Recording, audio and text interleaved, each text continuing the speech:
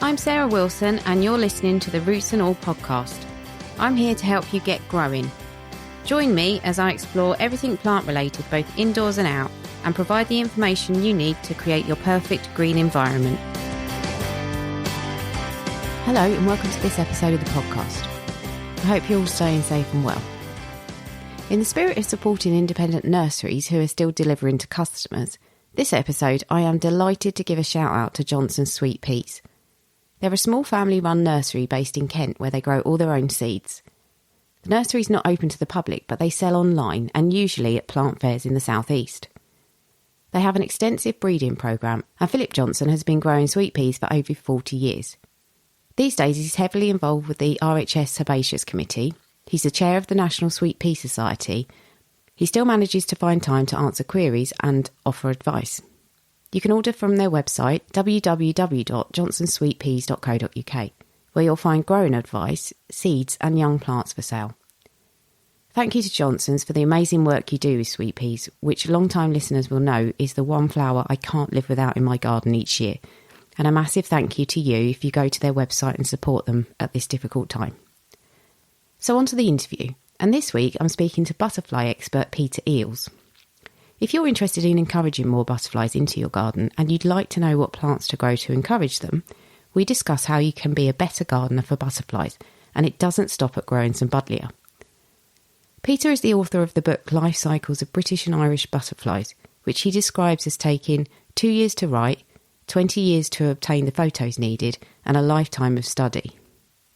The book is the definitive guide to UK butterflies and documents the different life stages from adults down to the smallest eggs. I started asking him about the motivation behind writing the book.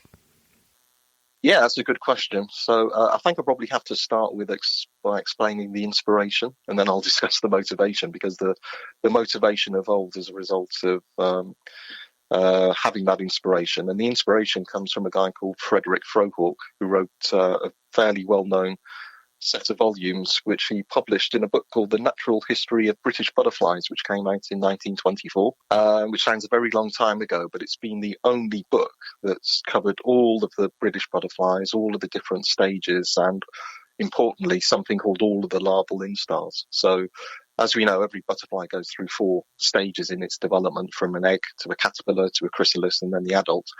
But the caterpillar itself goes through a number of changes. So every time it changes its skin, it sometimes changes appearance. So he also documented every single, what we call an instar, which is the period between skin changes. And nothing has been close to reproducing that since 1924, as I mentioned. So the thought I had was that actually that kind of work could be brought up to date. So with the advent of especially digital photography and the army of butterfly enthusiasts out there that take photos of everything that they find out in the wild, I just felt that there would be a possibility of actually replicating Frohawk using modern day technology and potentially producing images that he was unable to provide. Especially because not only did he not have advanced photographic equipment, of course, but a lot of the things he did were drawn life size, so it's very difficult to distinguish between one egg and another potentially, or certainly an early instar, as we call it, caterpillar, from another. So that was really the inspiration, was to replicate Frohawk's work. And then what happened in terms of motivation was not just to provide a work that really brought Frohawk's work up to date, but make it relevant in terms of conservation.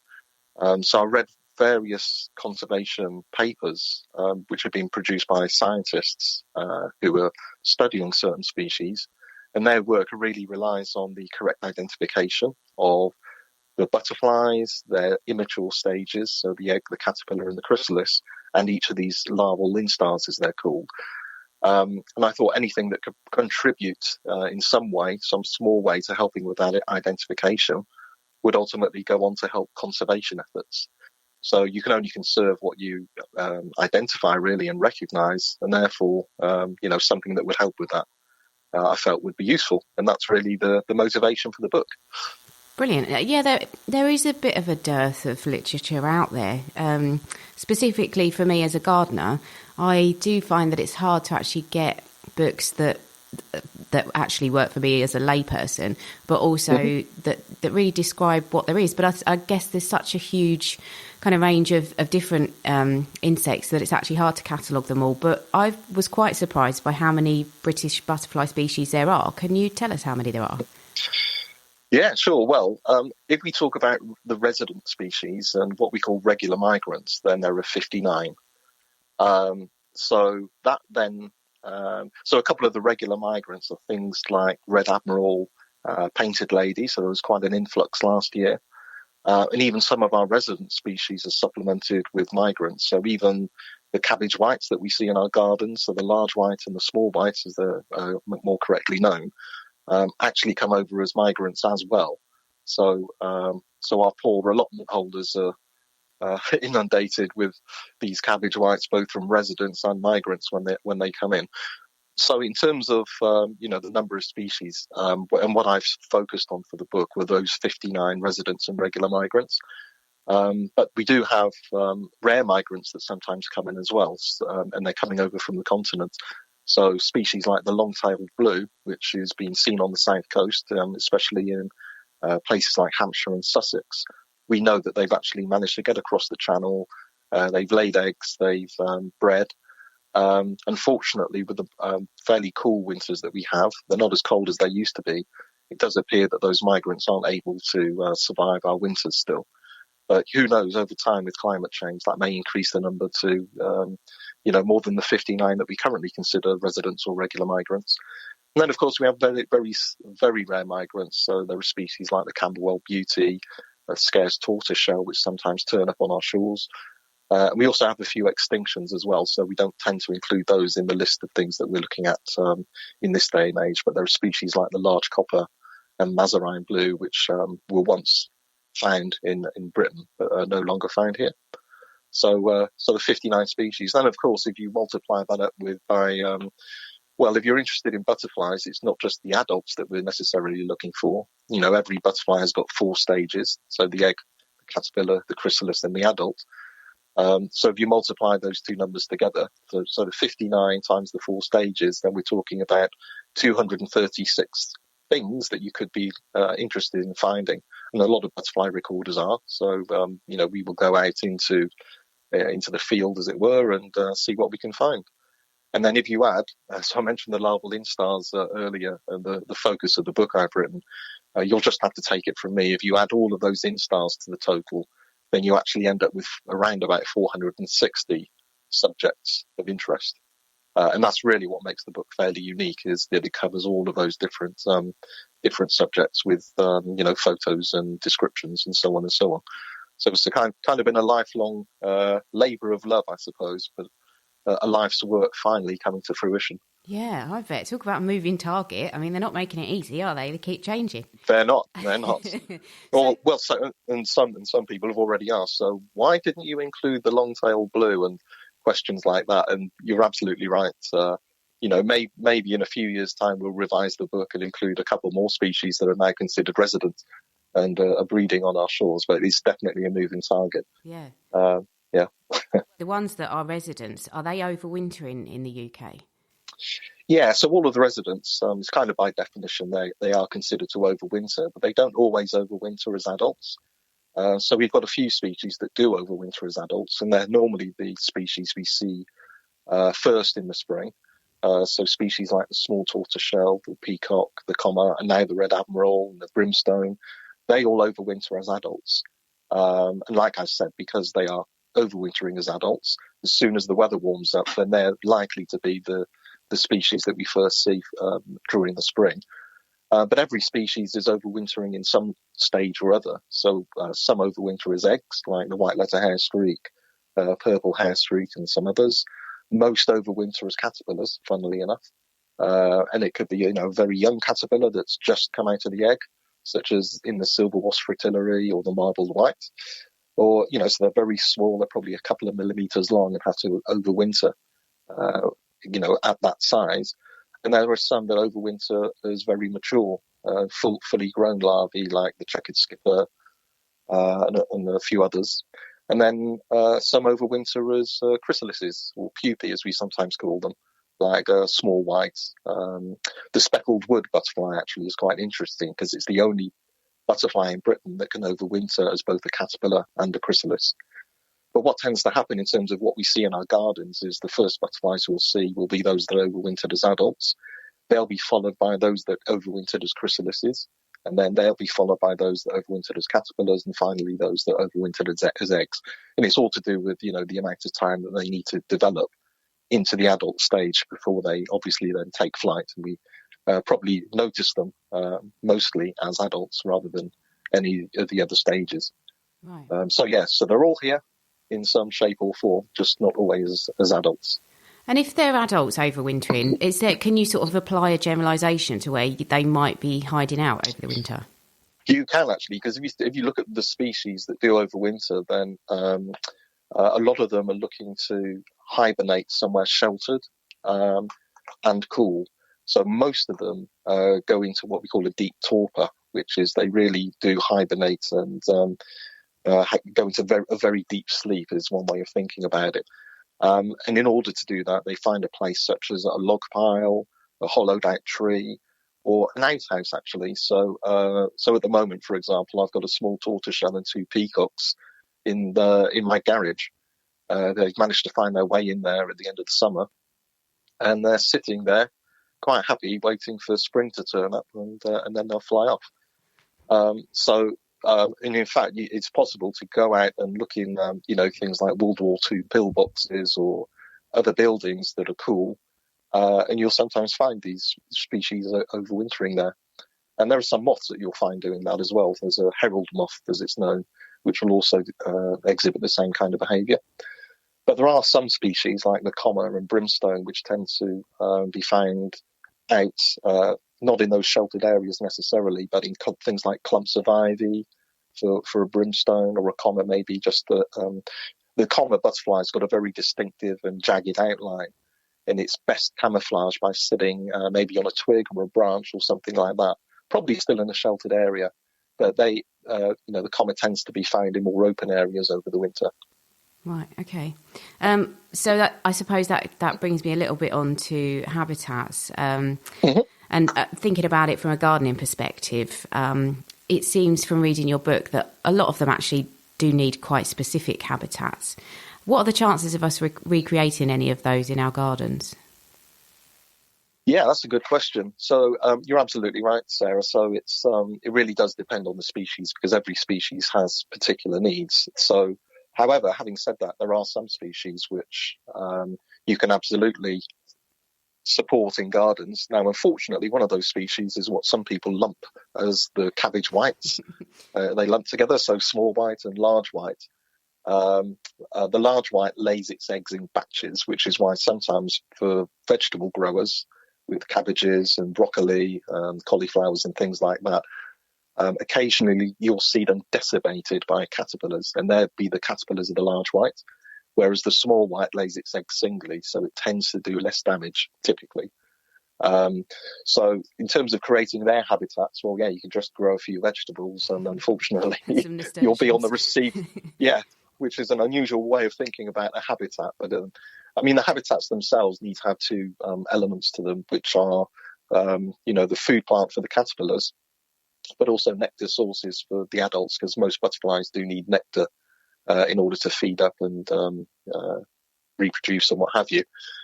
But there are some species outside of the cabbage whites that, you can help in our own gardens. I mean, a good example is a butterfly called the holly blue. So any gardener who's found a blue butterfly flitting around in their garden is almost certainly looking at the holly blue. So as its name implies, in certainly the first brood, so it has 2 broods every year. The first brood feeds on the buds of holly and a few other plants, but primarily holly. It feeds on the unopened flower buds. So the caterpillar is pretty unusual in that it feeds not on leaves, but on those flower buds as they're developing. Whereas the second brood feeds on ivy, typically. So it could equally have been called the ivy blue for that reason, because the primary larval, food plant of the caterpillars for the second brood is primarily ivy, and again, it focuses on the unopened flower buds. So in my garden, for example, I've actually got a nice patch of ivy, which I find caterpillars on every year. And I was wondering where on earth the spring brood, what was the spring brood feeding on? Because I don't have any holly in my garden, but what I do have is a very large cotoneaster, which also pushes out these unopened flower buds in the spring. And I find them feeding on there, finally. After 20 years, I was wondering where they were feeding on. So they will find these unopened flower buds. But the holly blue, is typically found in gardens. And I've also put some plants in specifically for butterflies. So, for example, I've got an alder buckthorn, which I planted, and after nothing on it for the first 4 years, but then the brimstone butterfly managed to find it because its caterpillar feeds on buckthorn leaves. And in the fourth year, I found over 100 eggs and caterpillars on the plant. So they'd obviously found it by then, and they've been using it every year since.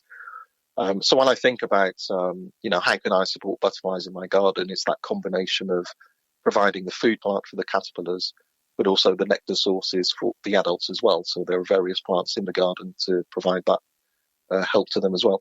Yeah, so one of the strange things I also do is, or it may appear strange, is I also have a patch of nettles in my garden, which I deliberately leave for, because they're the larval food plant, the caterpillar food plant, for some of the garden species we sometimes see, like the small tortoiseshell, the peacock, the comma, and the red admiral. So, well, actually, interestingly, there was a book written, I think probably maybe late 90s, early 2000s, and it was by the head of the Sheffield University Landscaping Department. It was called No Nettles Required, and he was saying, you don't need to leave all these things, the butterflies and everything will be just fine without them. So it's quite nice to hear actually that you do leave them, and it does take a while to see the results sometimes, but actually doing that, putting plants in for butterflies, particularly food plants, is important. Where could people find out more information about that? Because, as you said with the holly blue, you can't really prune your holly. Some people might have holly that they shape, but you don't really want to prune it before the flowers have come. But you wouldn't know that necessarily, that the holly blue feeds on the unopened flower buds. Where can gardeners find that kind of information out? Or is it still something that we're learning, all the time? Yeah, I think generally we do know what the requirements of most of our species are now, unless they're especially very specialist species on, chalk grassland or something like that. So a lot of the conservation effort has gone into understanding those species, and we know how to manage habitats for them. In terms of gardeners and, people like ourselves who just want to do what we can in our own gardens, there are various resources that are out there. So they don't necessarily need to buy a book or what have you. So one of the things I also do is run a website called UK Butterflies. And there you can get that kind of information as to what food plants are required for the caterpillars for each species, as well as suitable nectar sources for each of those species as well. Admittedly, a lot of that is where you would what you would find these species using in the wild, as opposed to anything that we're trying to recreate in a garden. But nonetheless, the information is out there, both in book form and online as well. And I think a lot of the things we've kind of grown up with over the years, such as buddleias being a good source of nectar for a lot of species, still holds true. Mm-hmm. I myself, I kind of took a more general approach. So I've also got a small piece of garden where I've put some meadow map down. So there's all sorts of species as part of the mix that's been put in there, which I find all sorts of insects using. So there's everything from cowslips to, wild marjoram, birds for trefoil, oxeye daisy, different types of clover and vetches. And all of these things are providing, appropriate resources for all sorts of insects and butterflies. Well, that's really good to know about your website. So it made me think, are butterflies fussy about their food plants? Obviously, they're happy to use buddleia, but are some plants better than others? There are these two aspects that we need to think about. The nectar sources that are used by the adults, as well as the food plants that are used by the caterpillars. And yes, some butterflies are more fussy than others. So some butterflies aren't so fussy. So the green hairstreak, for example, will use a variety of plants ranging from gorse to common bird's foot trefoil. And I think there have been over 30 different plants that have been identified as food plants used by the caterpillar for that particular species. Some are very fussy. So the chalkhill and Adonis blues only feed on horseshoe vetch, which itself is only found on chalk and limestone. Similarly, the small blue butterfly, which is our smallest British butterfly, only feeds on kidney vetch. So, in terms of the fussiness of the fussiness of the butterflies themselves really dictates how useful a particular plant is in terms of either attracting adult butterflies or supporting their caterpillars. But it, really does depend on both the plant and the butterfly. So again, I think some of the resources that I mentioned can help you make that linkage in terms of what's the best thing to think about. Maybe introducing into a garden if you're near a colony of a particular species, both to support the adults as well as the caterpillars. Yeah, I think that's really important. Thinking about where you are regionally is really important when you're designing and putting things in your garden. But actually jumping on a bit, that takes me on to my question about habitats, which seem to be disappearing at quite an alarming rate. So if you've got something like the green hairstreak that is more generalist, particularly with its host plant or its food plant, is it possible that, given the loss of habitat and possibly climate change, that we will see the more rare, or as you say, fussy butterflies disappearing to be replaced by, a few species that are more adaptable? Yeah, I mean that's a good question, I guess. Certainly, maybe we've got those species that have very general habitat requirements, and they've got a widespread distribution as a result. They're often quite powerful flyers as well, so that combination of having more general requirements and their ability to travel between different habitats or different sites rather allows them to be more widespread, really. And if I give you a particular example, so the purple hairstreak, for example, it lays its eggs on oak buds, and the caterpillar then feeds on the developing oak leaves. So unless there was some threat to oaks, generally, then they'd be okay. And that being said, there's another butterfly which is related to the purple hairstreak called the white letter hairstreak, and its caterpillars feed on elm flowers and leaves, and it was actually significantly impacted as a result of Dutch elm disease. So even these widespread species can be impacted if the impact on the food plants that they depend upon are themselves threatened in some way. So we saw a huge decline in white letter hairstreak numbers as a result of Dutch elm disease. But in general, I think those butterflies that have, either more general habitat requirements or their habitats are fairly easily found, then they're going to do much better as a result of, things like climate change. But you're right to point out that really it's the more specialist and the less mobile species which are most threatened. And the reason is that they're either unable to switch to a different food source. So, for example, if you've got some chalk downland with chalkhill blues on it, then if that downland becomes destroyed in some way, maybe converted to agriculture or a housing development or what have you, then first of all, they can't switch to another food source. And secondly, they live in fairly close-knit colonies as well.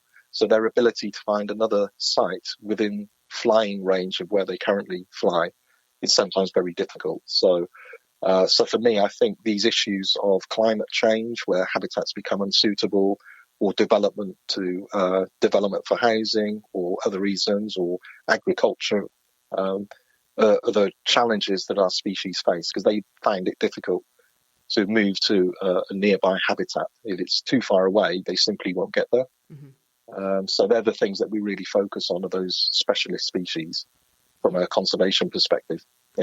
Yeah. Well, I was thinking as well about climate change, and as you said, we're seeing more butterflies arriving, migratory ones.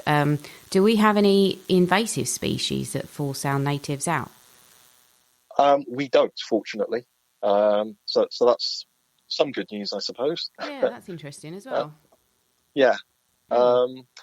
So it's quite interesting if you look at, because the immediate thought might be, well, maybe there's competition for food plants or nectar or what have you. That tends not to be the case. And in fact, one interesting snippet, I suppose, is I was reading a book not so long ago. It was looking at, well, why do butterflies actually have the life cycle they do? Why do they go into a caterpillar stage and then a chrysalis and then an adult? And one theory is to maximize the use of different resources. So typically caterpillars and their adults will feed on different resources. So the adults will feed on a particular set of flowers, but the caterpillar will maybe feed on the leaves of something else. And that's quite common, actually, in most of our species. So I think in terms of competition, then these, potential for invasive species, I don't think is going to be a problem for most of our butterflies, to be honest. No. But, it sounds actually as if it could be a tragedy in the making, because they could have loads of caterpillars that emerge, or butterflies that emerge looking for some other plant that they're reliant on, and it's had a particularly bad year. And then all of a sudden you've got all these starving different stages. I mean, it sounds as if it could be horrible. Well, in fact, some of our species have to handle that already, simply because of the number of adults that may be out and about. And if a female, different females lay their eggs on the same plant, then there's a real possibility of them outstripping their food source and perishing as a result. And while some populations do have these explosions, as we call them, where suddenly there are huge numbers of adults flying around because they've had a good year, the weather's been great. The downside is that that can result in the caterpillars outstripping their food plant. But that's normally it's an unusual situation. But having said that, there are some species which handle that already. So an interesting species is the orange tip, which is quite a common butterfly that we'll probably see shortly in spring. It's quite familiar to people who walk around country lanes, because the male butterfly has these beautiful orange tips to its wings. The female doesn't have those tips out of interest, and they're sexually dimorphic, as we call them, where the male and female differ in appearance. But what the female does is, what you need to know is that the caterpillars in their early, fairly young caterpillars are cannibalistic.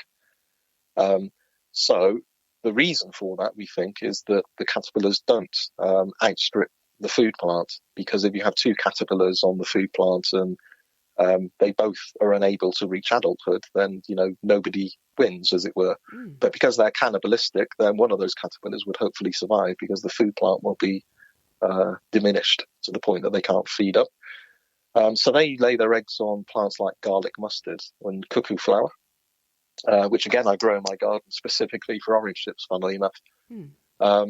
And an interesting thing is that when the female lays her eggs, they're white, but over a period of a couple of days, they turn bright orange, and they're quite easy to find on the plants because they're laid on the developing seed pods.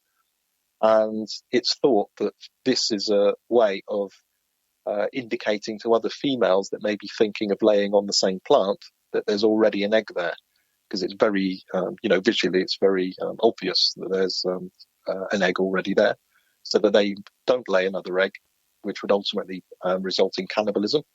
And choose another plant instead.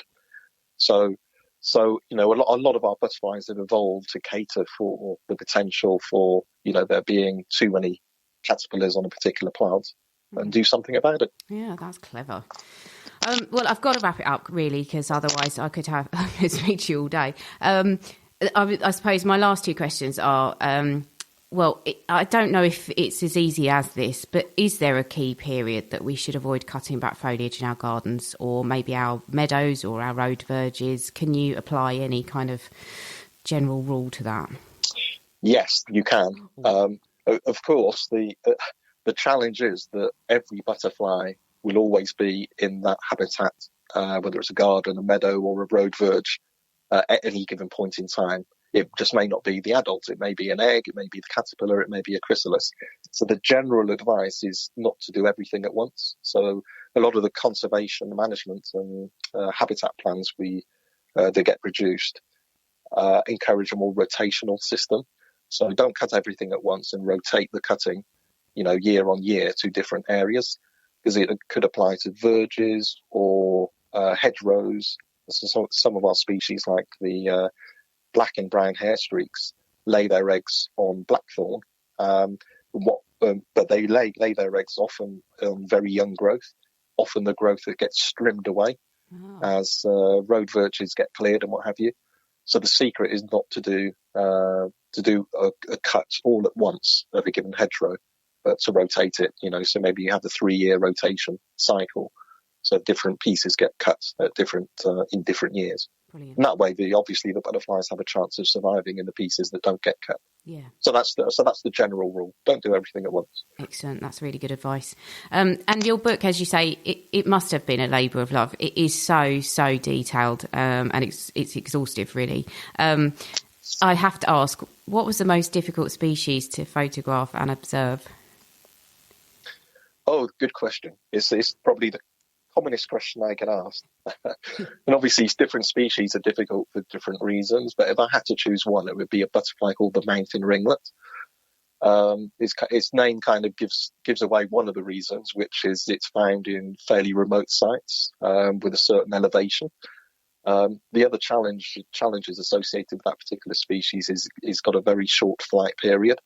So before you can find the immature stages, so the eggs, the caterpillars and the chrysalis, you need to first find the adults, find out where they're flying, where they're mating, where they're laying eggs and so on. And that short flight period can be problematic. It's literally a few weeks and you need to time it just right because it's not always the same few weeks every year. So you need to keep abreast of, the weather and sightings that are getting reported and so on. A couple of other things one other thing that is a problem for the mountain ringlet, as far as observation is concerned, is that it only flies when it's sufficiently bright.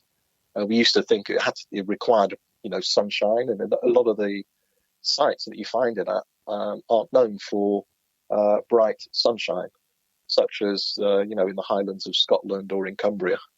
So combining all these things together, I think I'd have to say that the mountain ringlet was probably the most difficult. And in fact, it's for those enthusiasts that look to get photos of every single British species, this is normally the last butterfly that they'll find. So there you go. If you fancy a challenge you can do in isolation and you're anywhere near the habitat of a mountain ringlet that's emerged, you could lose yourself in that quest for days, weeks, months. As always, a huge thanks to today's guest, Peter Eeles. And thanks to you too for listening. And don't forget, if you love sweet peas, go check out Johnson's Sweet Peas at www.johnsonsweetpeas.co.uk. Follow them on social media. I'll put links to their accounts in the show notes. Go and say hi, wish them well, show your support. Look after yourselves and I'll catch you all next Tuesday. You can download or listen to the podcast direct from the website www.rootsandall.co.uk, where you'll also find my blog and a sign-up form for the newsletter, which gives you a weekly roundup of content plus the inside scoop on things like upcoming guests. Or you can subscribe wherever you normally get your podcasts. Email me with comments and feedback at podcast@rootsandall.co.uk. Follow me on Twitter, Roots and All, Facebook, Roots and All UK, and Instagram, Roots and All Pod. But please also check out my Patreon, where you can make a one-off donation or take out a monthly subscription to help support my work, because if you like what I do, please help me to continue doing it. Even if you make a one-off donation of £1, trust me, it all helps and I will be immensely grateful. So please go to Patreon and search for Roots and All.